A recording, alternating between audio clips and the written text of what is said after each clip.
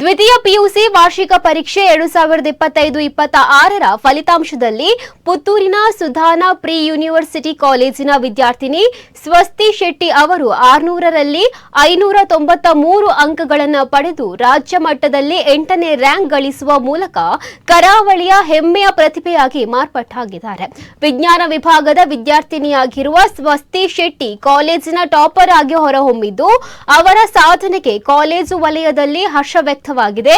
ವಿದ್ಯಾರ್ಥಿನಿಯ ಪರಿಶ್ರಮ, ಸಮರ್ಪಣೆ ಹಾಗೂ ದೃಢ ಸಂಕಲ್ಪವೇ ಈ ಸಾಧನೆಗೆ ಕಾರಣವಾಗಿದೆ ಎಂದು ಕಾಲೇಜು ಆಡಳಿತ ಮಂಡಳಿ ತಿಳಿಸಿದೆ. ಪ್ರಾಂಶುಪಾಲರು, ಉಪನ್ಯಾಸಕರು, ಪೋಷಕರು ಹಾಗೂ ಸಹಪಾಠಿಗಳು ಸ್ವಸ್ತಿ ಶೆಟ್ಟಿ ಅವರಿಗೆ ಅಭಿನಂದನೆಯನ್ನು ಸಲ್ಲಿಸಿದ್ದಾರೆ.